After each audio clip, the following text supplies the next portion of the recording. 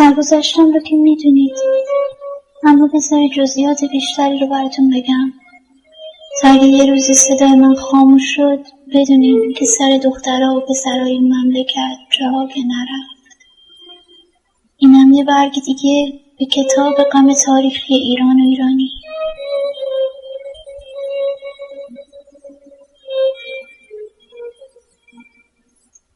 وقتی که ما رو بردن به بند، اکثر ما از جمله من تا به حال پامون به زندان باز نشده بود.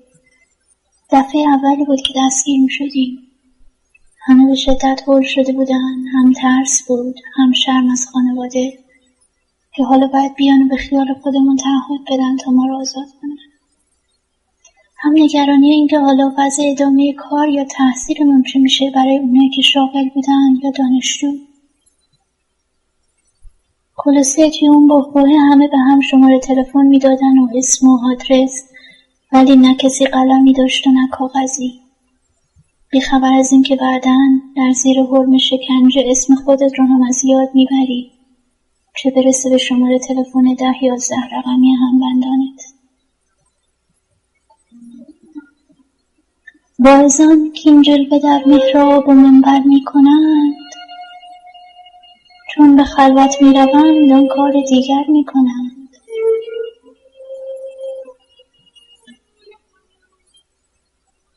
شرح فسادی که در زیر سایه قدسی روحانیت در کشورمون رواج پیدا کرده رو بارها شنیدید.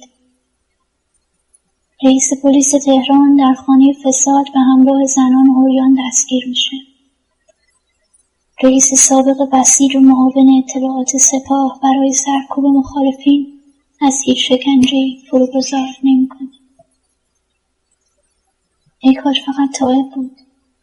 اونا برای اینکه کسی شرح جنایاتشون رو بازگو نکنه، بعد از اینکه خودشون بازجویی شکنجه رو به پایان می‌بردن، سایرین رو هم در جرم خودشون شریک می‌کردن.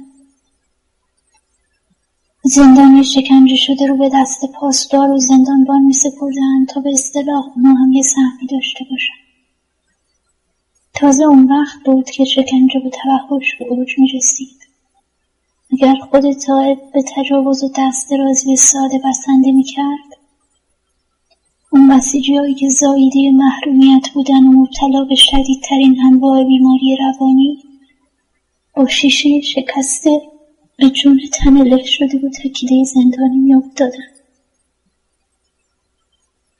من چون دوستی کوچکی داشتم و ضعیف بودم، همون روز اولی که تحت شکنجه قرار گرفتم از پا افتادم و شکستم. اونایی که قوی تر بودن بارها و بارها آزار دیدن. منو در یه بند جدا رها کرده بودم. نیمه جون افتاده بودم روی زمین. یه پتو هم انداخته بودن روی من. پتو خیس و سنگین بود و بوی خون میداد. احساس میکردم این پتو رو قبلا پیچیدن دوره جسد و از خون اون جسد خیزه. بعدا که آزاد شدم حساب کردم که باید 3 روز توی اون وضعیت بوده باشم.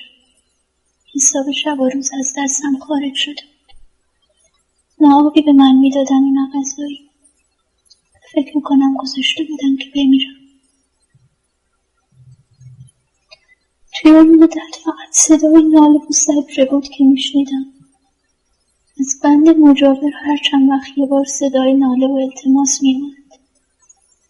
بعد که معلوم شد التماس فایده‌ای نداره، صدای ناله بود و نفرین.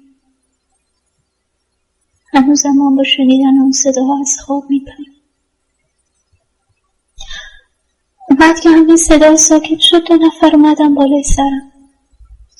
یکیشون که انگار مقام بالایی داشت تشر زد. چه کارش کردیم جعفری؟ اگر درست یادم باشه اسم طرف مقابل جعفری بود. من که نیمه بیهوش بودم و چیزی نمیدیدم. اون طرف مقابل منمن کرد. دوباره داد زد حالا میخوای چی کارش کنی؟ اون جعفری گفت بزنم خلاصش کنم.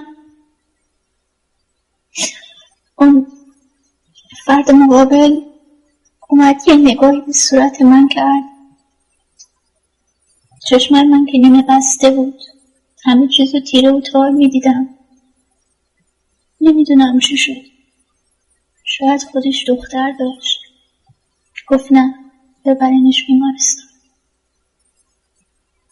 اون جون منو نجات داد.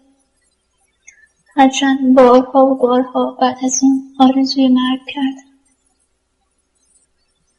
منو بردن بیمارستان طالقانی، بماند که چقدر توی بیمارستان تهدیدم کردن. اون مدتی که زندانی بودم متاسفانه بعد منو آزار دادن و قسمت‌های از بدنم رو بریدن که اصلا نمیتونستم راه برم. از مرگ بدتر.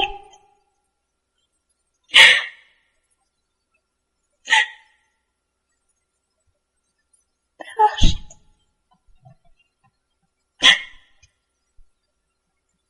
بعد از چند روز توی بیمارستان با عجله زخمامو خیلی بد بخیه کردم. الان همه اون زخم عفونت کرده. هر چند بخیه بار جای یکی از اون بخیه ها عفونت میکنه. همه بدنم پر از عفونت و نمیدونم تو کی میتونم ادامه بدم. چه این پرنده بماند از آواز چون سرشت این رودخانه آواز است. دیوار شرم توی فرهنگ ما خیلی بلند. من حتی برای دکتر رفتن مشکل داشتم.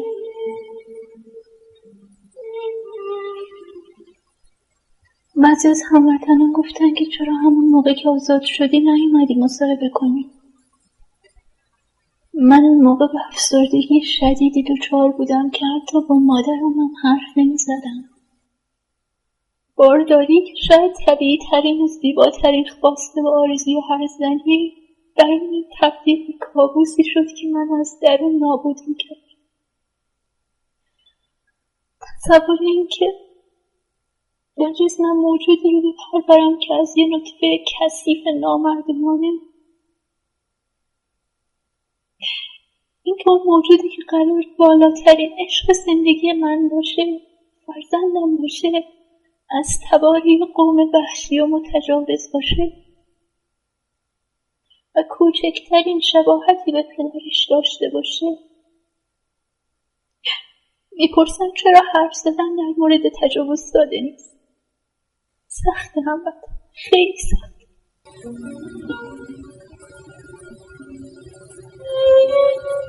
امیدوارم که روزی در ایران آزاد و در محکمه عادل شاهد محاکمه عوامل این شکنجه ها باشم.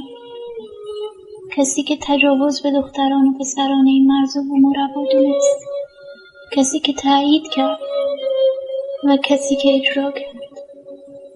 با همه این احوال پیام من به هموطنانم پیام عشق و دوستی.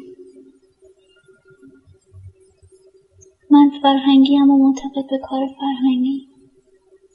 بحث سیاسی رو به متخصصین امور سیاسی واگذار میکنم.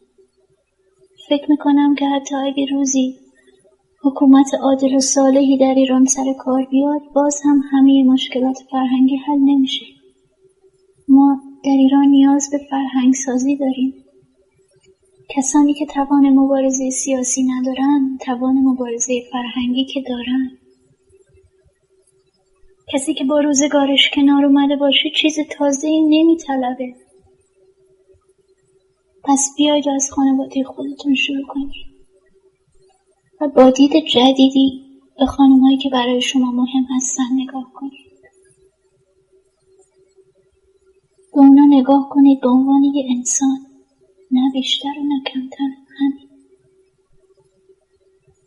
تنها این نگاه انسانیه که میبینه یه زن در هر مقامی و هر برهه‌ای از زندگی بیش از اون که خواهش تن رو ادا کنه، حاجت دل رو رفع میکنه.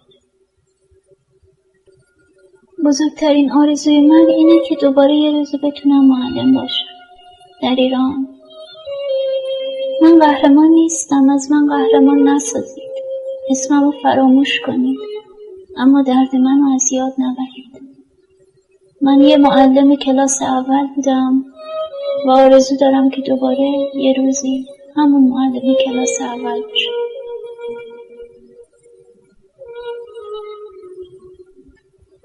با جمله‌ای از خلیل جبران این درد دل به پایان میبرم. زمانی که دست زندگی سنگین و شب بی‌ترانه است، هنگام عشق و اعتماد است و دست زندگی چه سبک می شود و شب چه پرترانه، آنگاه که به همه عشق می ورزیم و اعتماد داریم.